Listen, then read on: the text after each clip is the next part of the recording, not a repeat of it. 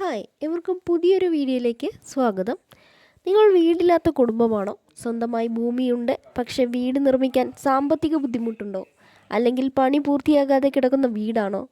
എങ്കിൽ ഈ വീഡിയോ നിങ്ങൾ അവസാനം വരെ കാണണം. കാരണം കേരള സർക്കാർ നടപ്പിലാക്കുന്ന ലൈഫ് മിഷൻ വഴി അർഹരായ കുടുംബങ്ങൾക്ക് വീടിൻ്റെ നിർമ്മാണത്തിനായി 4 ലക്ഷം വരെ ധനസഹായം ലഭിക്കുന്നുണ്ട്. അതുമാത്രമല്ല, തിരഞ്ഞെടുക്കപ്പെട്ട പട്ടികവർഗ ഗുണഭോക്താക്കൾക്ക് 6 ലക്ഷം വരെ ധനസഹായം ലഭിക്കുന്നുണ്ട്. പക്ഷേ എല്ലാവർക്കും ഈ തുക ലഭിക്കുമോ? ആർക്കാണ് ലൈഫ് മിഷനിൽ അർഹത?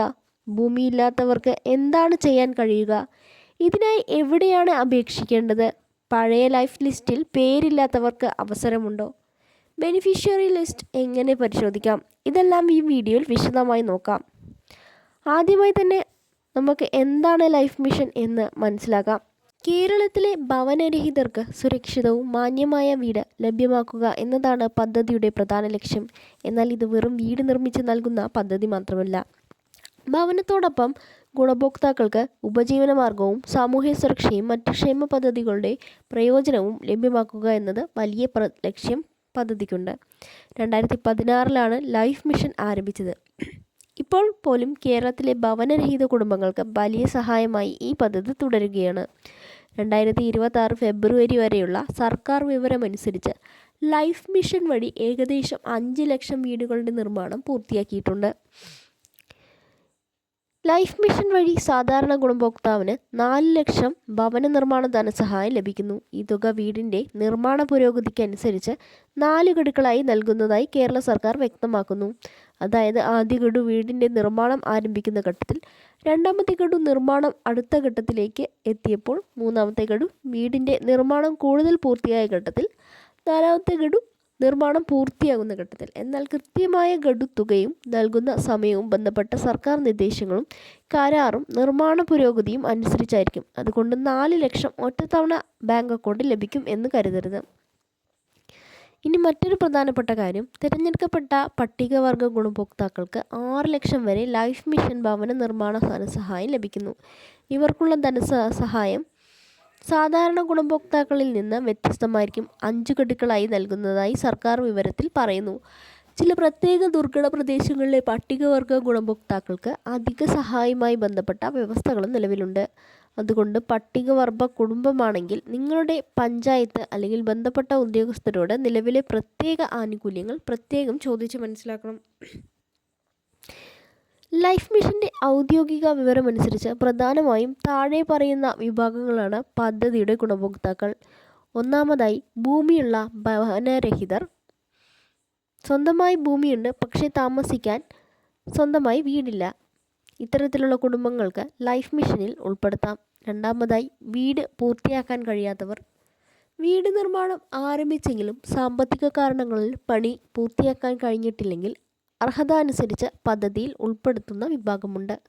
മൂന്നാമതായിട്ട്, വാസയോഗ്യമല്ലാത്ത വീടുള്ളവർ. പേര് പറയുന്നത് പോലെ താമസിക്കാൻ കഴിയാത്ത തരത്തിലുള്ള വീടുള്ള കുടുംബങ്ങളും പദ്ധതിയുടെ ഗുണഭോക്തൃ വിഭാഗത്തിൽ ഉൾപ്പെടുന്നു. നാലാമത്, പുറമ്പോക്ക്, തീരദേശം, തോട്ടം മേഖലയിൽ താൽക്കാലിക വീടുകളിൽ താമസിക്കുന്നവർ.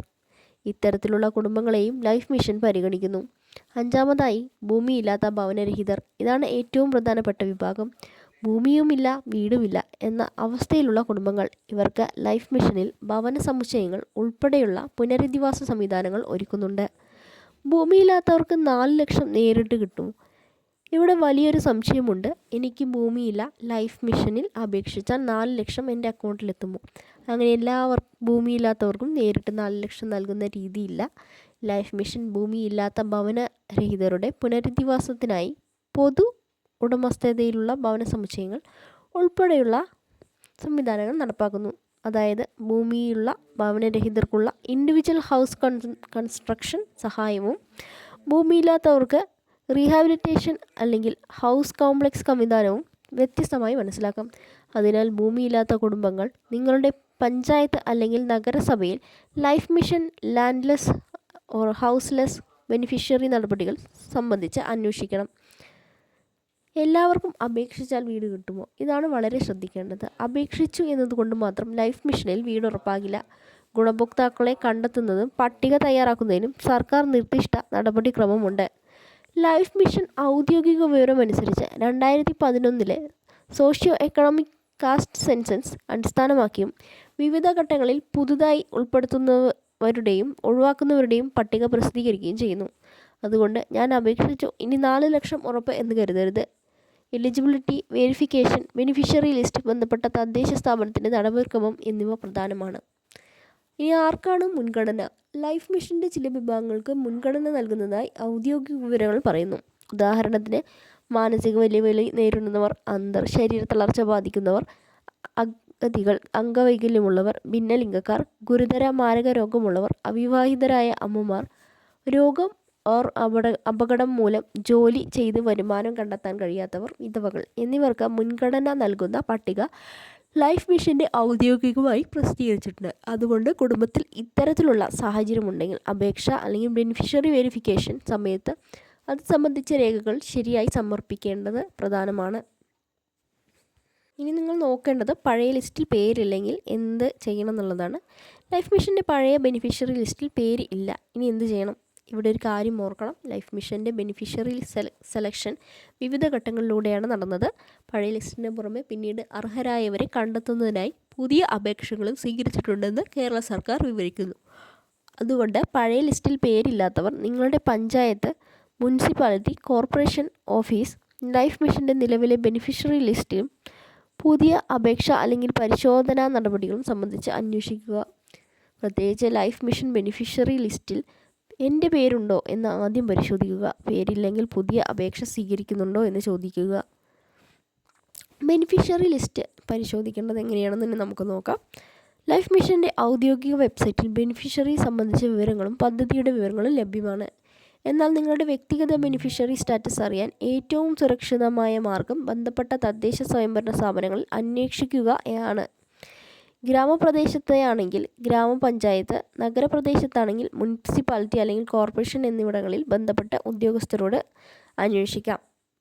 നിങ്ങളുടെ പേര്, വിലാസം, വാർഡ്, റേഷൻ കാർഡ് വിവരങ്ങൾ, ആധാർ, ഭൂമിയുടെ വിവരങ്ങൾ എന്നിവ ആവശ്യപ്പെട്ടാൽ നൽകാൻ തയ്യാറായി ഇരിക്കുക. ഇനി എന്തൊക്കെ രേഖകൾ ആവശ്യമായി വരാൻ നോക്കാം. ലൈഫ് മിഷൻ്റെ കൃത്യമായ രേഖകൾ നിങ്ങളുടെ കാറ്റഗറിയും നിലവിലെ അപേക്ഷാ നടപടിയും സംബന്ധിച്ച് മാറാം. എങ്കിലും സാധാരണയായി താഴെ പറയുന്ന രേഖകൾ തയ്യാറാക്കി വയ്ക്കുന്നത് സഹായകമാണ്.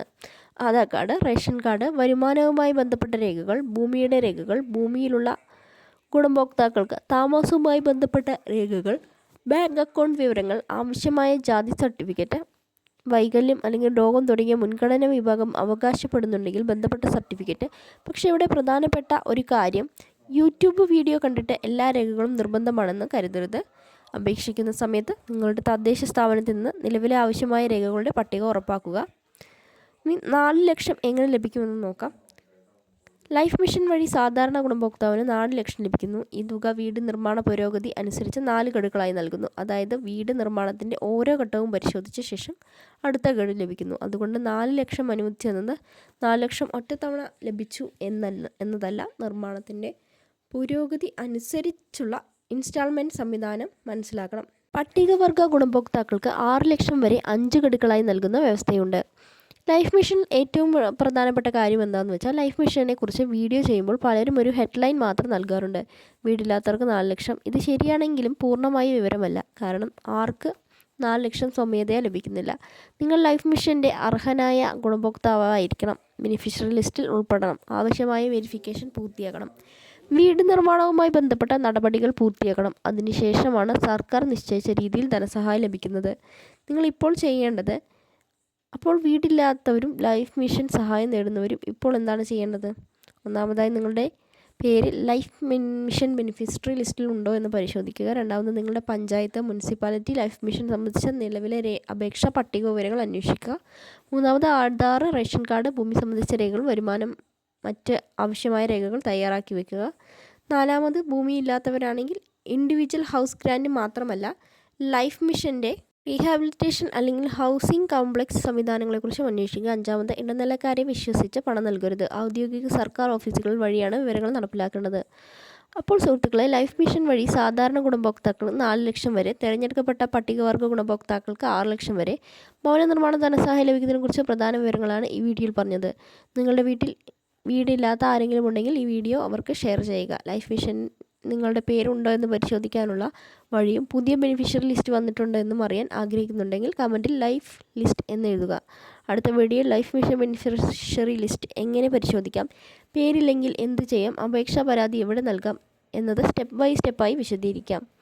ഇത്തരം കേരള സർക്കാർ പദ്ധതികളുടെ പെൻഷൻ, റേഷൻ, ഭവന സഹായം എന്നിവയുടെയും പുതിയ വിവരങ്ങൾക്കായി ചാനൽ സബ്സ്ക്രൈബ് ചെയ്യുക.